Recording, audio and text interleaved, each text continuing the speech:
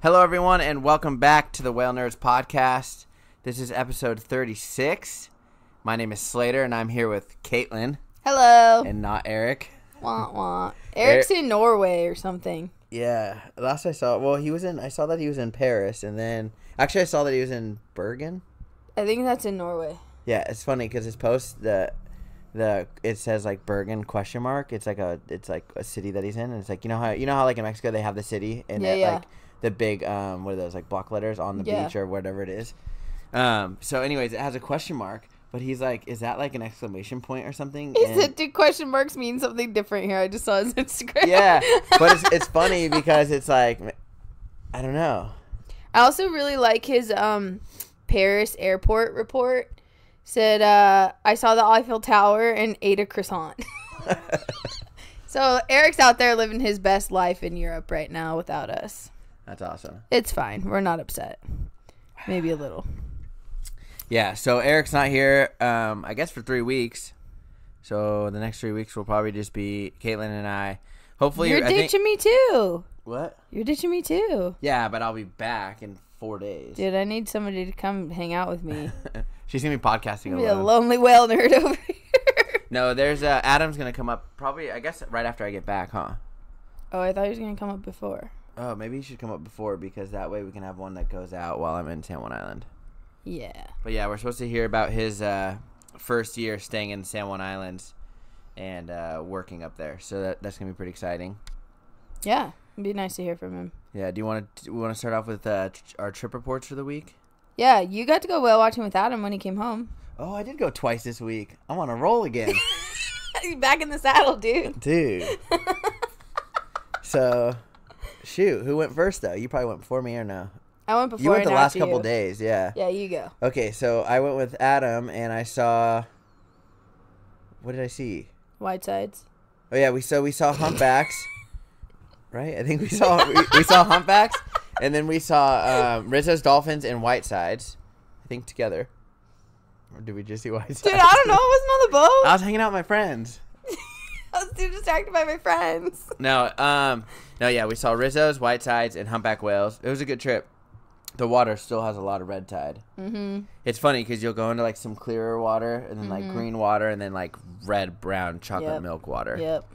Yeah, it's really like spotted all over the bay. Yeah. I went out yesterday with Marine Life Studies. It was actually a group, disentanglement team was on the boat.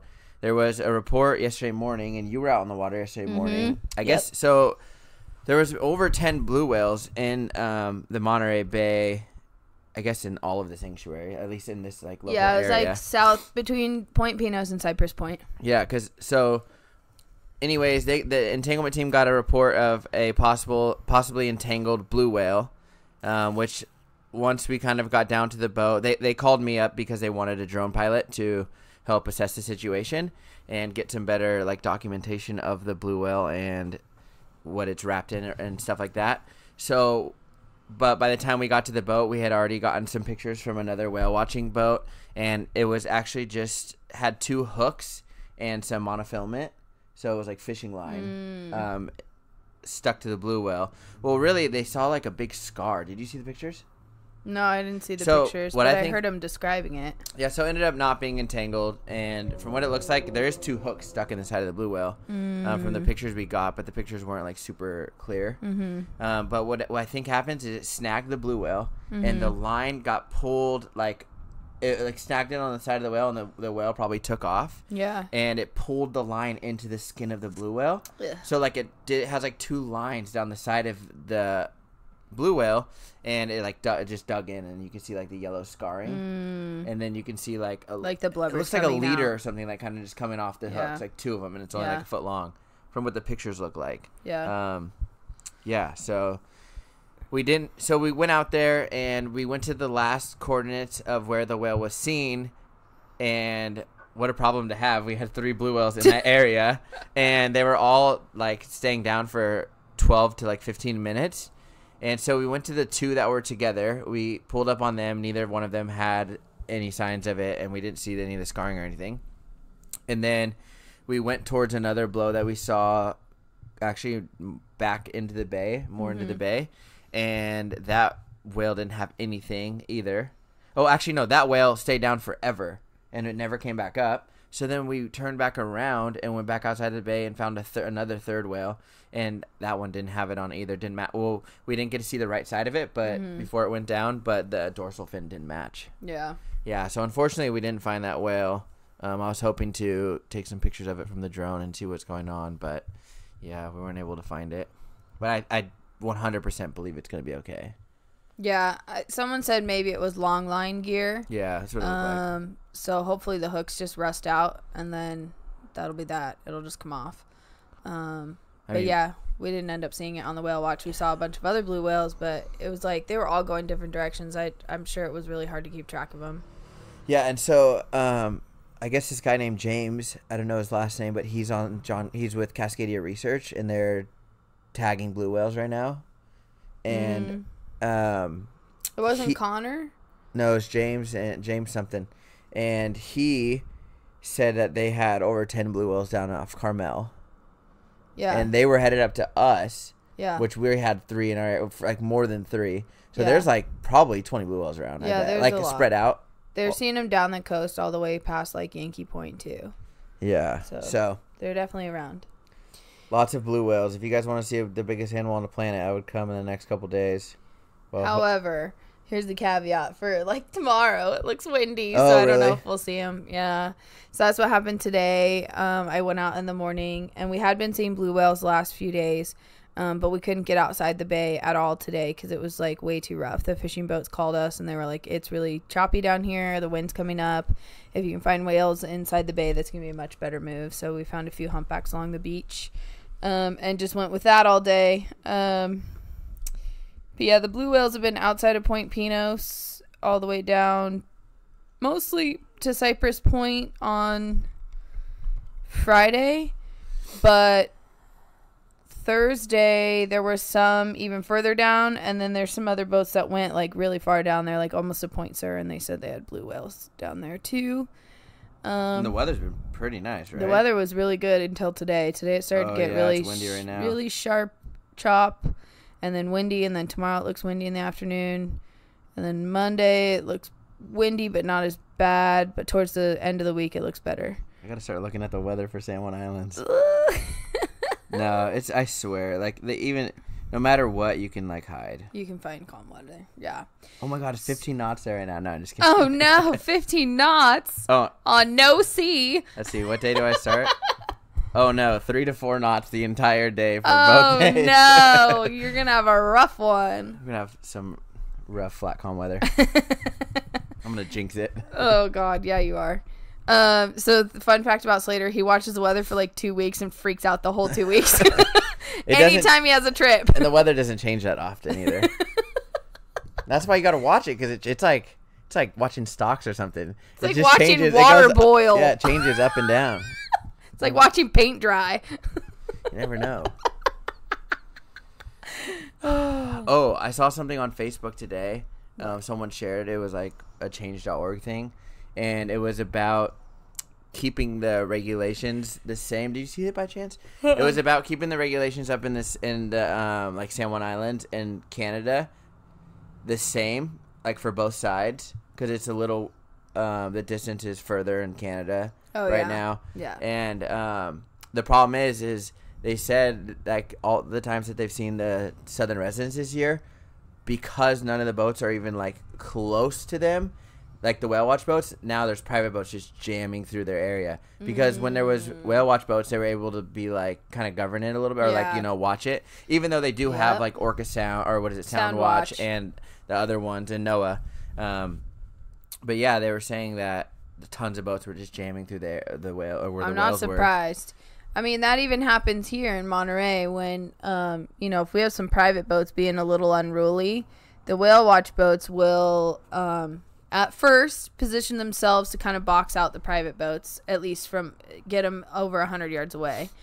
And then, if it continues to escalate and be a problem, usually politely, they try and hail the vessel on the radio and kind of give them a heads up what's going on. If the vessel doesn't respond, then again, usually politely, someone goes up to them with their boat and explains to them what's happening. And if the boat still doesn't get it, then sometimes there's a not polite version of events that then gets the private boat to move away. Yeah, and I think Sound watching them have like what is this called?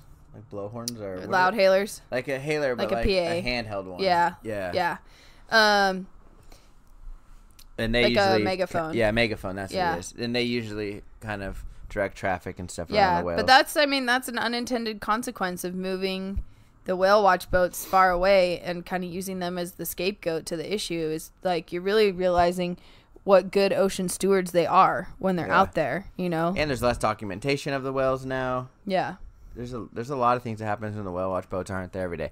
People don't get it. Like, that's why scientists have to refer to whale watch boats, because they're the only ones that get to go every day. It would cost too much money to send a boat with just one scientist on it every single day. Oh, totally. So the whale watch boats are going anyways. Yeah. And that's partly why we get the photos that we get, is because the whale watch, you know, you work on a whale watch boat that goes every day. Yeah, I mean, I'd say in Monterey, we easily cover the water 250 to 300 days a year. What scientist can afford that? None. Yeah. I can tell you right now, none of them can even afford 100 days on the water a year. Yeah. Not paying out of pocket.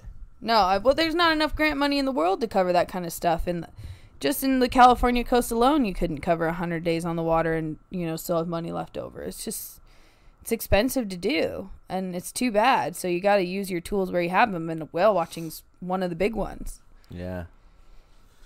We're lucky. Whale watching is lucky. Yes. And it's, I mean, as long as you, most of the time what the scientists need is pretty basic stuff. So it's definitely within the realm of training a whale watch naturalist to collect. And then, you know, you get a much higher resolution data. You do have to adjust your statistics because you're not doing surveys, but, you know, opportunistic data collection at a high volume is pretty valuable, which is really cool.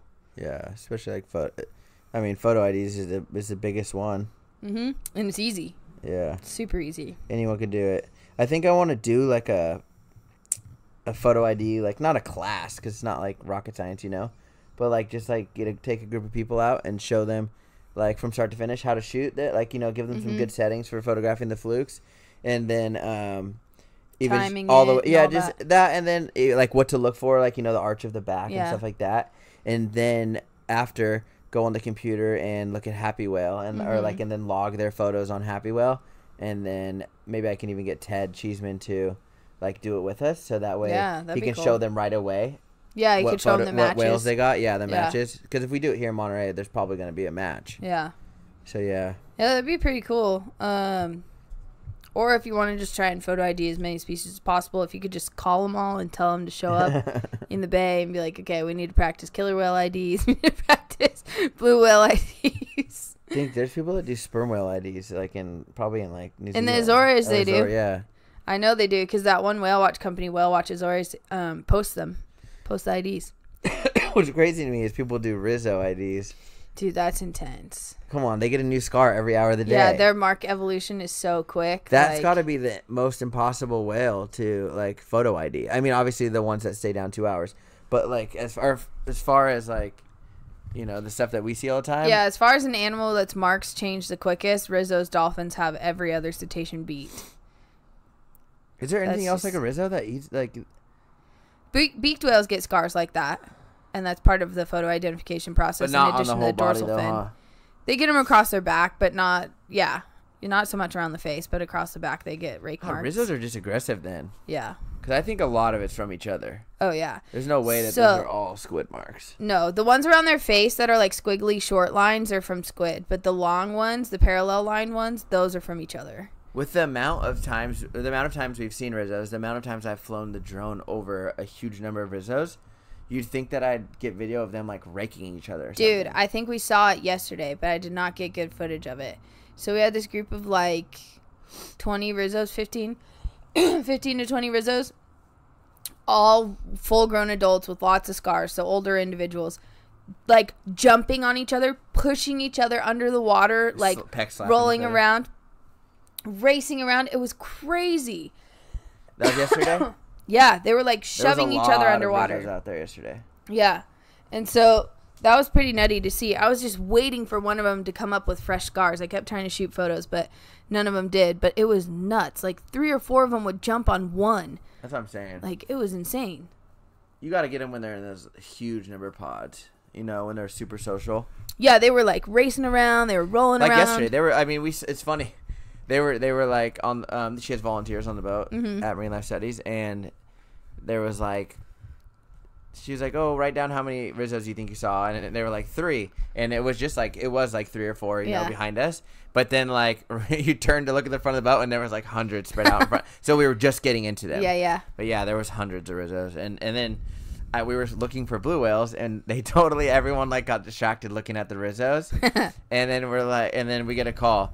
There's 2 blue whales 2 miles back, like from the original numbers we got. So because we had gone through the area slowly, and so we had made it 2 miles past the original numbers, and sure enough, the whales were right by the original numbers. Yeah. There's definitely some krill, which is so. Here's the interesting thing that I keep thinking about with the krill and the squid. So a couple years ago, Jody got a photo of krill boiling at the surface and a squid jumping to eat it. So we've been seeing blue whales and Rizzos like every day for like 3 days, right? So like, how correlated is it? Is what I'm wondering. The squid are eating the krill? Yeah, that's what I'm wondering. Yeah, what do squid eat a lot? Plankton. So like, I think they'll eat anchovies too. If they're big enough, yeah. Probably when they're like 13 inches or something. Yeah. So because I've seen them eat anchovies in like on the fishing boat. If you leave 2 in the bait tank, if one dies, they'll like latch onto it. And yeah, for sure. Yeah, they'll eat anything, but I do think that they target krill when there's that market squid. Yeah, it makes sense. They eat anything. They literally would. Yeah. If they could eat your finger, they would. Yeah. Totally. When one gets hooked when you're fishing for squid, they all start devouring the one on the hook. Yeah, it's crazy. They're like ruthless. You can pull up one squid with literally 4 attached. I'm not even kidding you. 4. They'll all be biting onto the mantle of the other one. Yeah. Yeah. They're like savages. They think that they eat like everything in the area. Oh yeah, totally. I don't doubt it at all. So I was talking to Captain Nick, who drives the Star of Monterey this morning, and he said when he finally like slowed down and stopped with the blue whales, he did see a pretty good patch of krill down between 750 and 800 feet deep. That was like the best krill he saw. Was way deep. On his meter. Yeah, on his step sounder. Because yesterday on that trip that I was out on, Julia said that she saw some krill on the side of the boat, and I was like, "Are you sure it wasn't red tide?" And she was like, "But then I realized the water was clear, so it was definitely probably krill." The water was pretty clear from Point Pinos to Cypress Point. Eric missed out because we saw a whole bunch of blue whale poop. Oh yeah, they were pooping all over the place. Yeah, there was lots. You could see the big red bricks. Like it was like I don't know, 200 feet of it. Yeah, a couple times. So they're definitely eating the krill. Thursday, people were saying, "Oh, they're pooping everywhere," and then we saw one poop briefly. But we had a charter full of people that were just like out for a cruise, you know, so they didn't really care. Yeah. I was like, "It pooped," and they were like, "What?" I told the group of people on the boat yesterday. Excuse me. That that I have a video of a blue whale pooping on. Or no, it's a photo. It's a photo of a blue whale pooping on a humpback. That's hilarious. That's a rare thing. Yeah, it is. First off, getting those two in a picture together, and then what happens to poop on it? Come on, dude. I remember when you were flying the drone, you're like, "Oh my god, it's pooping on its head." That was funny. There was probably only like 6 of us on the boat because those were when we just started. So those were the days. Those were the best all-day trips, huh? Yeah. It was like every Wednesday we went out, and like for some reason only like 7 to like 12 people. Well, no one knew about the company yet. Yeah. And there was like maybe 12 people on the boat max, and that was including like me, you, and like 3 crew, or 2 crew, or whatever it was.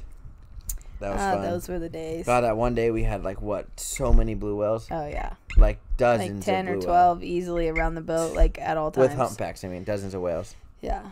Yeah, those were the days, man. But it was nice to see all the blue whales this week. We also had killer whales around a couple times, which was pretty cool. I know. It's so funny how many times I get a text about the killer whales. I just don't even tell you. I just don't want you to be sad. It's fine. I'm not sad anymore.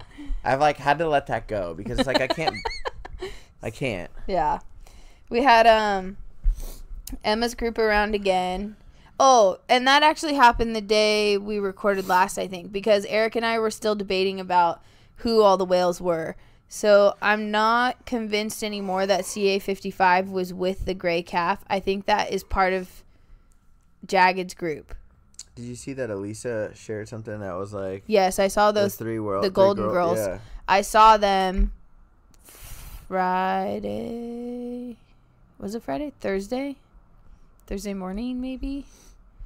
So I'm pretty convinced now that the gray calf is part of the 216s and the 55s were never involved. Now the Golden Girls was like, what are their numbers? Like 28, 30, and 180. 38, I think 38 something. They were, yeah. Yeah, it's a bunch of older female whales that the most recent one to join the group, her son died not too long ago. So that might be can opener's You mom. know what's funny is, how weird is it that all these whales that haven't been seen for a while are starting to show up here? Yeah. And our main whales, I guess if Emma's was around, then that's one of the main 216s, pods. I haven't seen them for a long time, but when they're around, they hang out. Like, they'll be around for a while. Was CA 199 this year, or was that last year that I saw that whale? last year. Maybe even the year before. I feel like I have like these set photos in my head that like are these days I remember. Yeah. And like they're only like, every few months. So like when I go back through my Lightroom or like look through my catalogs, they're like these big days that I remember, but they don't seem that long ago. Yeah. No, 199 was a while ago. Yeah. So the Golden Girls are 3 females that are all post-reproductive, and they don't seem to have any kids travel around with them. I don't know if their kids died or if they are off on their own making their own pods or what. But these 3 female whales were causing chaos. It was so funny. We were sitting with a blue whale, and all of a sudden these 3 killer whales blew right by the boat. Like, we weren't even looking. We were like, oh, there's a blow over there. Wait a second.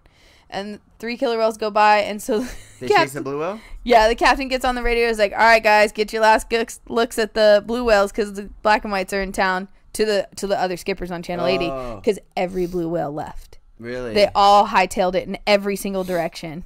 That's funny. So then we all started following the killer whales for a while. I think not because they know they're gonna, like, they could be eaten. I think just because they pissed them off. Yeah, I think so too. Like, I think the blue whale's generally not scared of killer whales. Yeah. So Danny described it one time, one of the captains we work with. He was like, well, how would you feel if a mosquito was up in your face and you had no arms? And I was like, I mean, not good.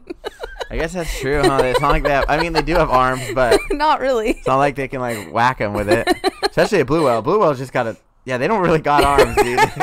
They just got tiny little pec fins. Dude, but if they could swipe their tail to the left or right, ooh, goner, and somehow hit, if they would kill one, right? Oh yeah, totally. Same with the humpback's pec fin. Yeah, I think so. You think a full-grown humpback swipe at for sure? Oh yeah, they do. Especially one of the younger killer whales. Like, imagine if Comet got hit. Oh, she'd go flying. She'd go flying. But yeah, so it lifts it out of the water and it's like, do you want this? Come get your child. The humpback's holding the calf. Yeah, if you imagine, she's looking at the humpback's looking at Star like, come get your kid. Yeah, you're messing up. Before I throw her onto shore. But yeah, so all the blue whales took off, just like heated, and then we kept following the killer whales to the south because they were showing really well. Like, they hardly dove at all, like 2-minute dives if they dove at all, and then all of a sudden, the captain was like, I think it was Rod. He was like, dude, there's whitesides bow riding the boat right now. I was like, what? The killer whales are right on the other side of us. So then the killer whales started picking up and zigzagging around, and then all of a sudden the dolphins finally got a clue that the killer whales were there. Did they eat one? No. I thought they were going to. And I almost thought they were using the boats as cover. Like, okay, we'll wait until one gets away from the bow, and then we'll snatch it. Because it kept coming towards us. See, and they then would going come right away, over and and then chase coming it out. towards us, and then going away.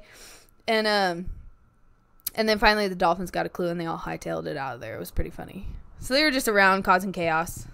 Dang. Just a bunch of grandma whales stirring up the neighborhood. It was just 3? Yeah, just 3. So that was pretty cool. Guess what? What? 1,190 followers on Whalenerds Instagram. Thank you, guys. Yeah, thanks, friends. I was just going to check and see if there's any messages or any questions. I think there are some messages. I didn't check it, though. Yeah. Tell them something about whales while I look. We have seen more blue whales than humpback whales the last 4 days.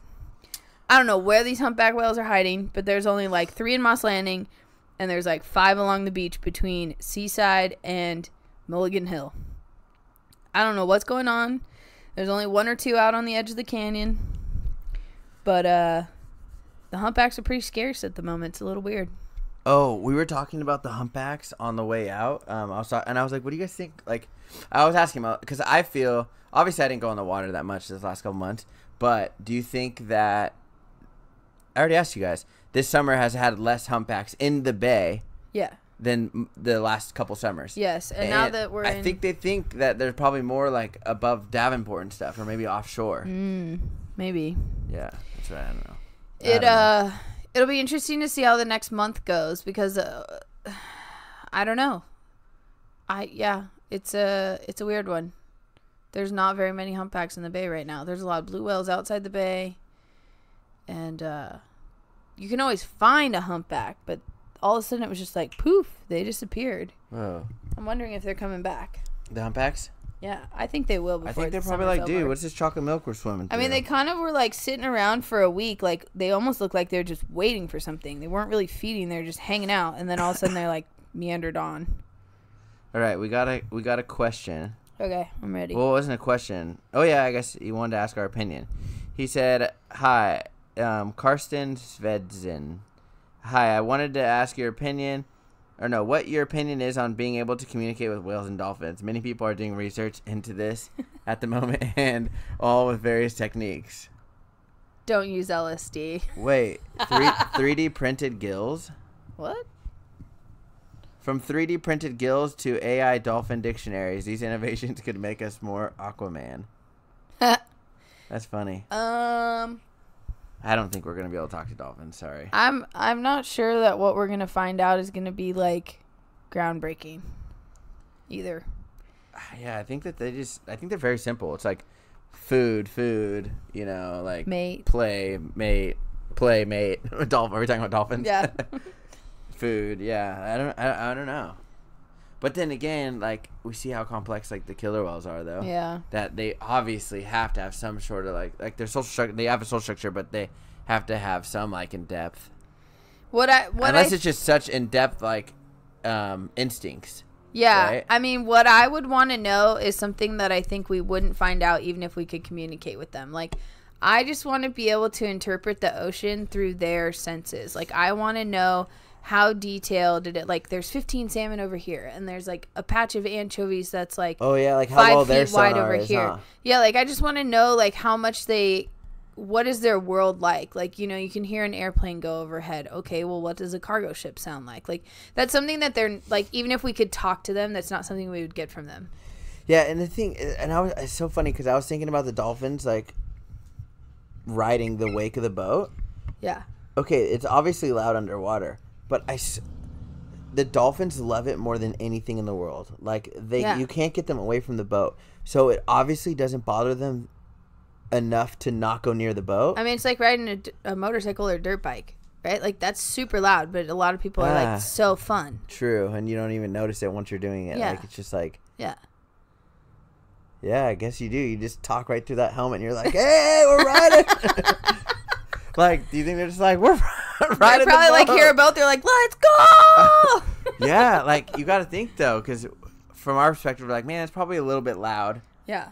But then again, I was trying to think about talking to like someone on the side of the street, and like you hear the cars go by, but you know, you just roll with it. Yeah. Yeah, and the other thing I would want to know, if I could speak to a whale, that I think would be interesting to learn, that would help us in this world, is to understand long-lived species. Like, think of... Like a bowhead whale, you mean? Yeah, think of, like, if you could get information out of a bowhead whale, like, that's 200 years old. Oh, yeah, like, man...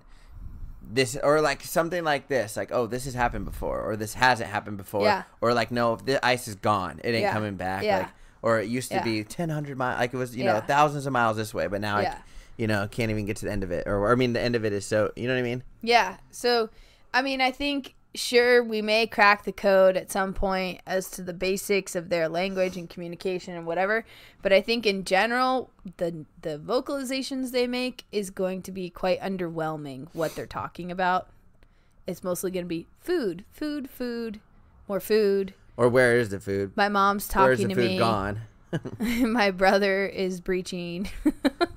Like, oh look, there's a mate. I think it's going to be underwhelming, but the more like, I don't know though, because if you could talk to them, then they're gonna be like, whoa. Yeah, that'd be a whole nother thing. They're like, dude, you guys are dumb. Like, y'all need to stop messing up the ocean. Yeah. If you could stop making so much noise and making it smell bad and taking more food than you need, that would be great. Yeah, I don't know. Overall, I think that, yeah. What I want to know if we crack the code is, I think, something they couldn't answer. It's just, like, not how their brain works. So you're going to help them with, like, math? No, dude. Don't ask me to do math at all. Me neither. I'm not even allowed to keep score on family board games. Did I tell you my dream photo that I want right now? No. I didn't? No. I thought I told you. What is it? Okay, so actually someone got, like, the other day, I can't freaking find the person again. It was a video of Atlantic humpback. It was in Greenland, and it was 3 humpback whales from a drone swimming up to ice, like an ice, like, I don't know. Oh, you kind of did tell me this the other day. I don't know if it was like an iceberg or like it didn't show the other side of the ice. You know what I mean? So like I don't know how far it went. But what I want is like a long sheet of ice, like so it's half the frame is just all ice, and then a humpback. And the reason I want that humpback is because they're all black with white pecs. Yeah, so it's like, and the water's super like bluish. It's like a clean green or clean blue there. So that's my shot. That's why you're asking me if we're moving to Greenland. I'm just saying I'm going to Greenland. No, I want to run trips to Greenland. Oh, yeah. Maybe someday. I'm going, dude. You guys can't stop me. Dude, don't dust me. Eric's already halfway there. He went past it. He's past halfway. No, what? He went past Greenland to get to Norway. No, he's going to come back across and come down through Greenland. What? No. Oh, what you mean on the ship? Yeah. Yeah, but he's in line with Greenland right now. Yeah. They're both cold, I bet. Yes. Let's see. Where's Eric at? Let's put him on Find My Friends, except he has no iPhone. Oh, he's not in line with it. No. Unless he's way to the north. He's a little below. He's like below Iceland, actually. I don't know what. As far as like, I think he is going through Greenland and Iceland though on his thing. Dang, that means he's gonna go up and around. He's gonna get that photo, dude. Fight him. Slater's gonna call Eric like halfway through his cruise. I will fight you. Don't take any pictures of whales. Either that or like a breach with just a solo floating iceberg. Dang, I'm starting to pick up. Dude, you are getting wild. I want to do like an ice series or something. Like, come on, dude. I've never been to the ice. Somebody send Slater to Antarctica, please. Something. No, because Franz Josef Land. Yeah, that's where I think I want to go there. Because I also want to see walruses. Yeah. Basically, if you put any animal in front of ice, I'll be pretty happy. Even if it's like an Arctic tern. Dude, black-legged kittiwake. And it's funny because like I could have had the opportunity in Iceland if I was just there at the right time, because they had an iceberg float into the middle of the fjord. Oh, a huge one, and like they were getting off the boat onto it, not like the whale watchers, but like people that live there were getting off onto the iceberg. Can you imagine like just stepping onto an iceberg and like, all right, I'm gonna go back home. Hey, you want to know what my Snapple fact was that was partially true? What was it? So it said that polar bears are invisible to infrared cameras because of their fur. That's not quite all the way true. So we looked it up because we had to know. Oh, because it's white and white, you mean? Yeah, so their hair is actually hollow, and then their skin is white. That's why they look white. But their skin's all white too. It's pale. Yes, the reason that they're mostly invisible to infrared light is because the fur is hollow, so it doesn't hold any temperature, and then their blubber layer is usually so thick that their heat is well underneath their skin, so it doesn't pick up the heat signature. So the only way you can detect a polar bear with infrared is if you get it face on looking at you and you see the breath. Oh, wow. Yeah. Otherwise, only their face and their breath shows up. Everything else is invisible to the infrared. I don't even know how hard it is to shoot a polar bear. If it's a snowy blizzard, white polar bear, white on white, white, and then black eyes, I guess. Like, how hard is that? I don't even know. I feel like it's going to be pretty tough. I gotta go. You got to go and practice. It's funny because all the times I want to, like, so I've been thinking about this a lot lately, right? But the season's ending, like, now. Yeah. So now you got to wait. I don't know if the polar bear season's ending now. I think that starts in, like, April or something when it starts to melt. Well, they have to come out of their dens, too, which I'm not sure what time. It might be not till May or June. Yeah.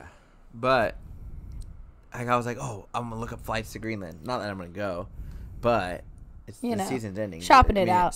It probably ends like October or something. Oh, November. For sure. Or maybe even earlier because that's really far north. Oh yeah, some of them they gotta leave early because Yeah. they're going I think they go down to the Bahamas. They go down to the Caribbean. Caribbean, yeah, not down to like Bahamas. Dominican and Puerto Rico and stuff. Oh, I guess that's near there though, huh? Yeah. Yeah. Yep. As far as I know, unless there's a breeding area in the northern hemisphere off of Africa, but I don't think so. I think they all go to the Caribbean. I don't know. Someone correct me if I'm wrong. They could just go to Africa too. But no, I've looked. Well, at least the ones from Iceland, I think they come down this. They go this way. They do. Dude, there's probably so many whales up here. Oh, another thing in Greenland is the bowhead whales. They have them there. So I don't know. There's a lot of things you could check off in Greenland for whales. I guess we're going to go next year. Plus, if you're ever wanting to talk to a bowhead whale about his experiences, you have a good chance there. There's like a certain time of year when the bowhead whales are like at a further point in Greenland or something, or like a lower point, I think. We better figure that out because I want to see a bowhead whale now that I've seen a right whale. Yeah.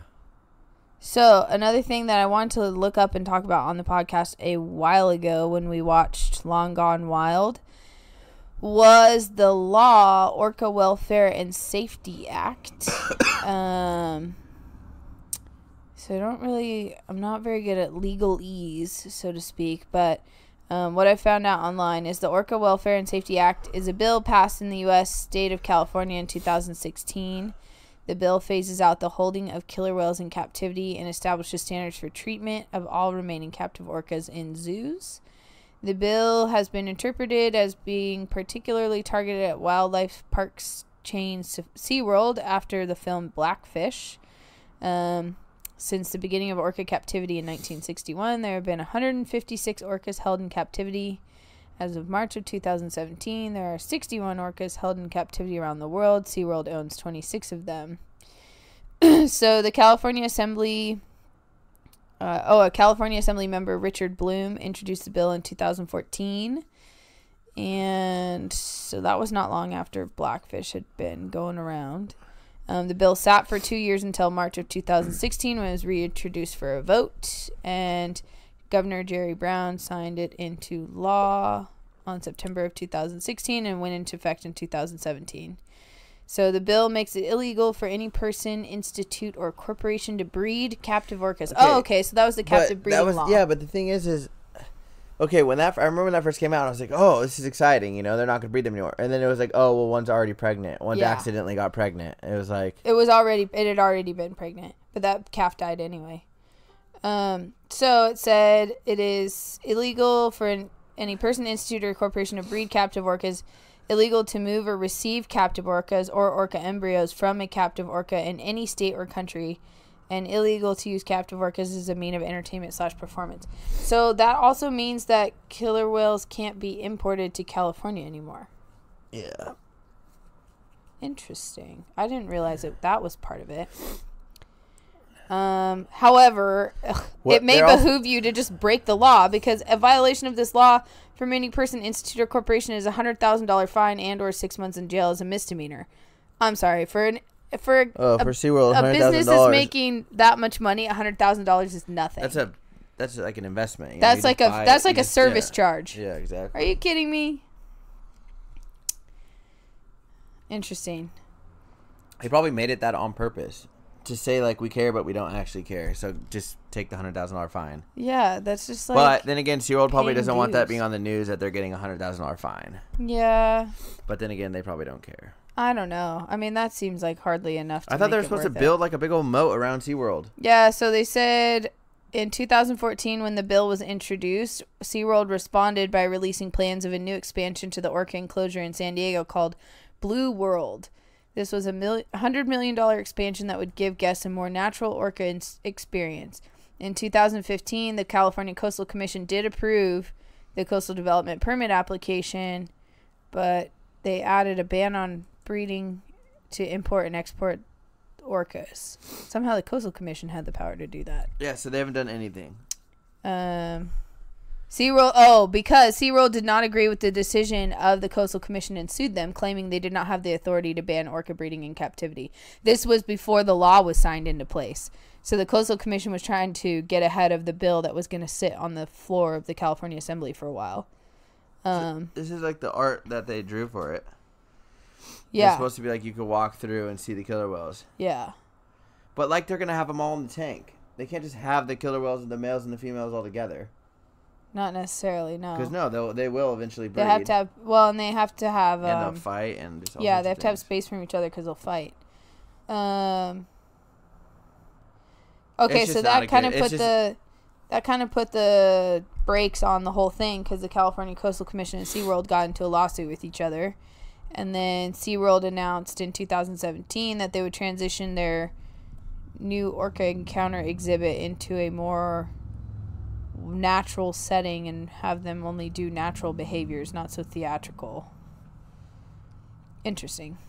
So that's my update on that because I wanted to look at that. So you mean they're just gonna like take the hoops out and make them breed still? Yeah. I mean, they definitely need to make them exercise as much as they can still. Yeah. Because they're not getting that much exercise in those little tanks. No. So that's my update. Did you have any other topics you wanted to talk about? No. I'm leaving. Bye. See you later. No, I'm leaving. I'll have some more next week. Yeah. Wait, do you leave this weekend? This day next week I'll be in San Juan Islands. Ah! Right now, honestly, I'll be eating a sandwich. I don't know why.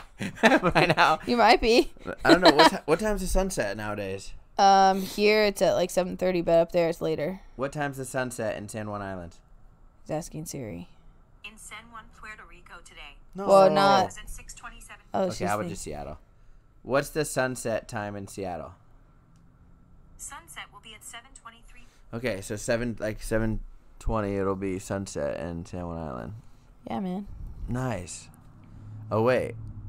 What's it gonna be? Is it gonna be the same here? Yeah, it'll be close. Getting to the time of year where it's gonna be close. Yeah, but the days are longer up there. But they also get shorter up there. Oh yeah, so it's getting shorter now, right? Yeah. Yeah. But is it not shorter than here though? I think it does in the winter. It gets shorter. Than here? Yeah. Dang, so it's like both ways. It's Yeah, it's extreme on both sides. extreme, yeah. Yeah, because like Alaska gets 24 hours day and then 24 hours night. Yeah. Sunset here is at 7:15. Yeah. So it's longer up there. Smidge for now. Oh, that's right now though. Yeah. In 1 week it could be different. Be a few minutes sooner. Wait, what do you mean Iceland is 24-hour sunlight in the middle of July? In the beginning of July. That was awesome. Right around the summer solstice, the end of June. Man, I'm having bad allergies. Yeah, what's going on with the air in Monterey? I had the wind. There's that red tide. Maybe I'm allergic to red tide. I don't know. You know what? We have a new girl in the office who used to live in Florida, and she said people's allergies were bad during red tide. Oh, really? Yeah. That's fun. Not funny, but that's... Interesting. Yeah. Certainly interesting. Well, I'm going to go take allergy medicine. Slater's dying, so I guess we better end the episode. All right, you guys. Wow. 1,700 plus followers. Or, 1,170 followers on Instagram. That's and lots of live streams awesome, and downloads and everything on Spotify and Podbean. And don't we have YouTube? Doesn't it like automatically go to YouTube? We do have a YouTube. I wonder if there's I haven't even checked. Do we have anybody on YouTube listening to us? If you do, let us know. Yeah, that'd be cool. We'd love to hear from you. I don't even know how to look it up. Man, It's I'm the really Whalenerds getting podcast. allergic right now. Slater's allergic to me. He can't hang We have 14 subscribers. Ooh. Dang. We're like almost famous. I say Wow. that every time. 14 subscribers? Who are you? And we don't even really try to get subscribers on YouTube. Thank Maybe you we guys. should. Well, anyways, thanks for all the views, downloads, whatever. The messages on Instagram. And then, thank you to our Patreon yes, thank you supporters. Exactly. We're yes. saving up that money right now so that we can all have nicer microphones. Yes. And then once we all have nice microphones, we'll sound better, I think. Maybe we'll come up with better topics too. The microphones will make us have better topics. Yeah. So I don't know. I don't know. I guess maybe we'll see. Adam, when can you come up so we can do this next podcast? Yeah, just shoot us a text, dude. But yeah, thanks you guys. Hope you all have a fantastic weekend. Yes. Oh, week and then weekend because it's gonna go on Monday. Yes. In the future. Okay, bye. We're in the future. Thank you.